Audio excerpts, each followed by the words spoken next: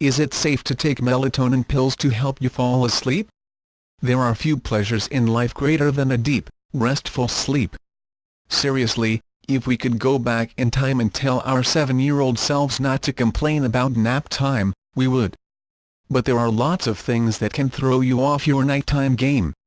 If you have regular trouble catching ZZZs, you probably looked into taking melatonin supplements. After all, there are countless bottles stocking drugstore shelves. How much do you really know about them, though? What is melatonin? For starters, melatonin is a hormone released by the brain that helps regulate the body's circadian rhythm, aka your internal clock, explains David Lee, MD, Assistant Clinical Professor of Medicine at the UCSF Fresno Medical Education Program. It's secreted by the pineal gland, which is at the base of the brain and regulated by light, he says. It's a natural hormone that makes us sleep, and the moment the light goes away, like in the evening, that's when our peak melatonin is produced. Are melatonin pills really safe?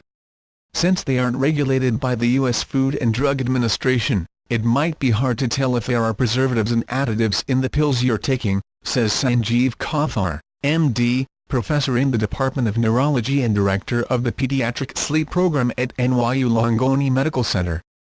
Some users have experienced a little bit of allergic reactions, not from the melatonin, but from the preservatives or additives, he says.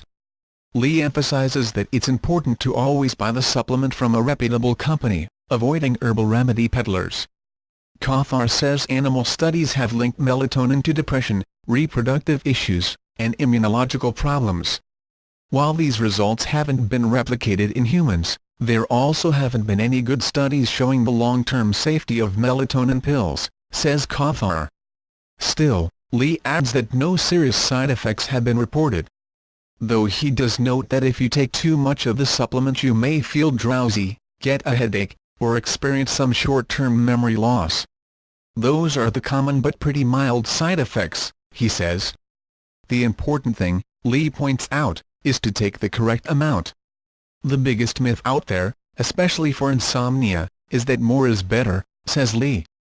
In fact, when it comes to melatonin, less is actually more because your body already makes it. He suggests taking 0.5 mg if you do decide to try it. If that dosage amount is difficult to track down, buy 1 mg pills and cut them in half. The bottom line, unfortunately, there's not enough solid research out there to back up whether melatonin supplements are truly an effective and safe way to get your sleep on.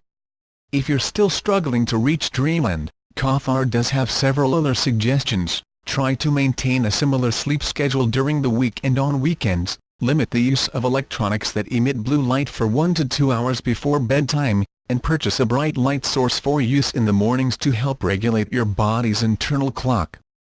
Your dream journal will be filled in no time.